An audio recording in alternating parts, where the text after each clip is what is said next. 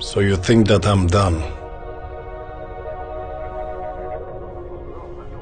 That my career will soon be over? You don't know me. All my life I had to fight. No one believed in me. So I had to believe in myself. Some people wanted to break me,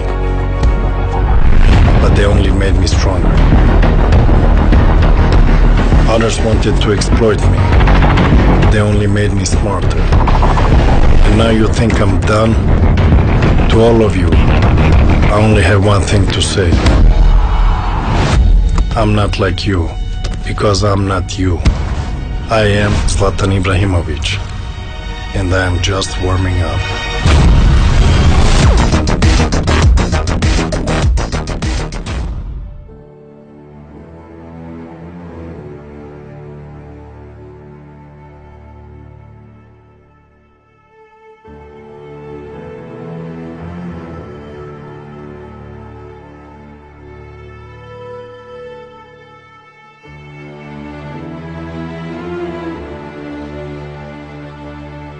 In one way, he's this tough, very secure guy, but deep inside, he's still this insecure kid from the ghetto.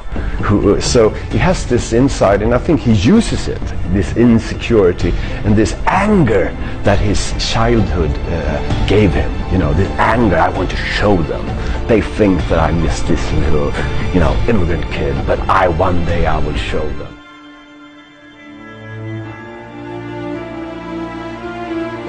Muhammad Ali was the love of his father. When they had this good time together, they were certainly not watching Swedish telly. They were watching old videos of Muhammad Ali and George Foreman and all things. I'm young, I'm handsome, I'm fast, I'm pretty, and can't possibly be beat.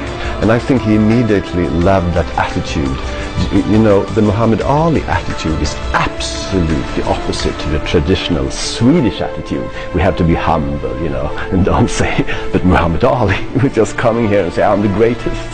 I will be the youngest heavyweight champion in history. Zlatan thought that was something that spoke to him. What do you want in your marriage? What do you want with your son and your daughter? What do you want in your health? What do you want financially? Like, how much money do you want to make a year? What do you want to drive? How do you want to live? Stop just waking up like an accident. What do you want? And then once you find out what you want, spend the rest of your natural life waking up and going after it. Don't ever let somebody tell you you can't do something. You got a dream, you got to protect it. People can't do something themselves. They want to tell you you can't do it. You want something, go get it. Period. This kid's going to be the best kid in the world. This kid's going to be somebody better than anybody ever knew. Let me tell you something you already know. The world ain't all sunshine and rainbows. It's a very mean and nasty place, and I don't care how tough you are, it will beat you to your knees and keep you there permanently if you let it. You, me, or nobody is going to hit as hard as life. But it ain't about how hard you hit. It's about how hard you can get hit and keep moving forward. How much you can take and keep moving forward. That's how winning is done. Now, if you know what you're worth, now go out and get what you're worth. But you got to be willing to take the hits and not pointing fingers saying you ain't where you want to be because of him or her or anybody. Cowards do that, and that ain't you. You're better than that. He lived in a very tough neighborhood. Later he met guys who said, nice to meet you and things like that. But in the world Zlatan grew up, you have to show, look at me, hey, you have to be tough. And that was, I think, his first lesson. To survive, you have to be tough.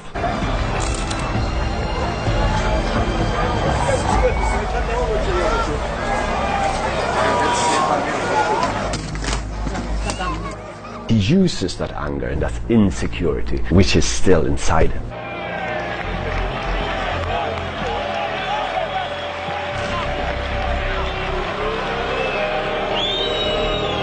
He lived first with his mother, with his 5 siblings, and his mother was a cleaning lady, and sometimes he hit him with his wooden spoon, and sometimes his mother hit him so hard that this wooden stone broke, and then he had to go buy another one, as it was his fault that and then the mother, because of certain circumstances, lost custody over him. He moved to his father. He loved his father, he loves his mother as well, but back in those days his father was sort of traumatized over the Balkan War. He was drinking heavily, and I think he didn't even see Zlatan. He was just sitting there at the telly, you know, seeing the latest news about the war. The best careers are the people who come from kind of tough backgrounds. They have to fight a lot, and also I think in his case he got kicked out of his house a lot, and outside his building there was a pitch, and of course he spent most of the time there. So if if he was from a safer family where he could stay at home and watch TV, maybe he wouldn't be out at the pitch so much. In the tougher parts, you're taught the hard way, and I would say that Zlatan he's no angel, he's no saint. He's probably done quite a few things that most people wouldn't be proud of, but then again, that is part of what made him so tough, that he could go all the way to the top. So the background makes all the difference, I think. Här var jag bor nu just nu, det är hur trevligt som helst. Jag stormtrivs här faktiskt. Alla känner alla här. När man går på gatan kan man bara stanna till vid någon, titta hur gammal hon eller han är. Så snackar man med den personen.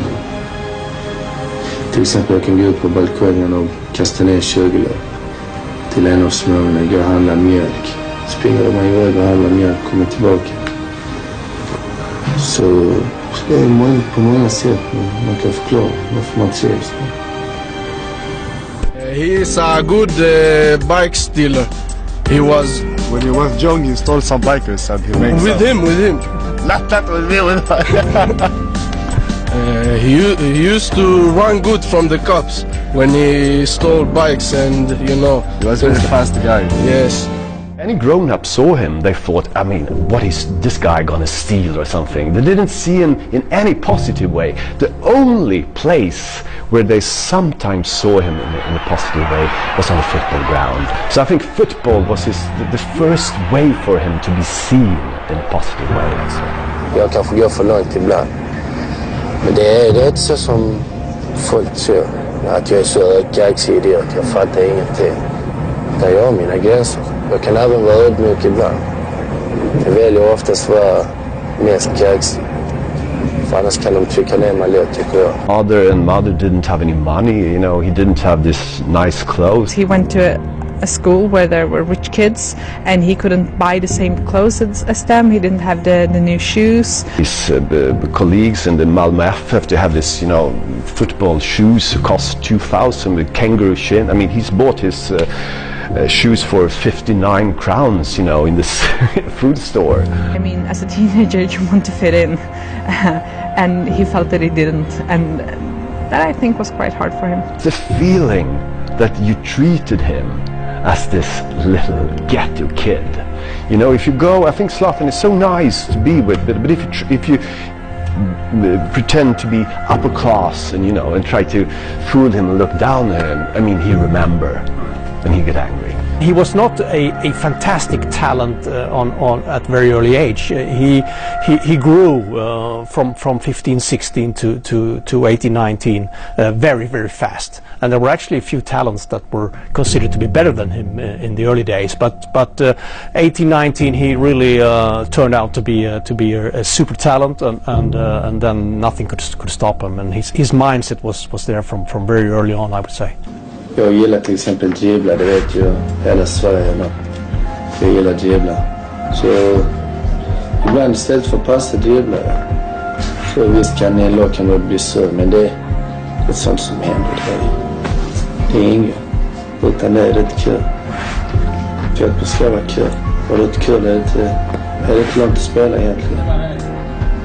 When he came out in the professional world, from Sweden, where he was only known as Zlatan by first name, he changed so he would have Ibrahimovic on his shirt on his jersey because he wanted to honor his background. Being from a Muslim background, being from very, very low key, very low status background, he really wants to show all the kids at Rosengård and Malmö in general that if I could do it, you can do it. What's your style of play? Technical. Technical? Because you're very big. Yeah, but I wear technical fit.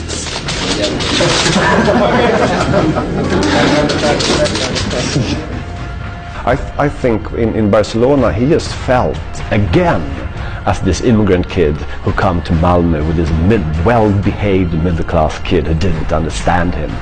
And I think it was the same story all over. And football can change very fast. My problem in Barcelona was one man, and that's the philosopher. He was my problem. Guardiola didn't understand him, and he couldn't really cope with that kind of character. He was 17, let's not forget, you know. And I wanted to give him a trial with the first team, and he turned it down. He said to me, I don't make trials. You take me or you don't take me.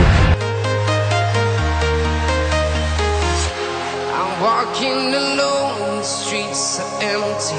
The only thing I can see is my own silhouette. I'm getting stronger, step by step. The clock is ticking, but there's no time for regrets. I've been flying from town to town, from London to Taiwan. I've been all around the globe trying to protect your soul. We are heroes tonight. We will fly above the sky. We are heroes. Jag kommer kännas lite annorlunda, men jag kommer fortsätta vara mig själv. Jag ska inte förändra mig ett dugg. Utan det gäller bara att vara försiktig med den ekonomiska biten, med personlighet och det ska vara som vanligt.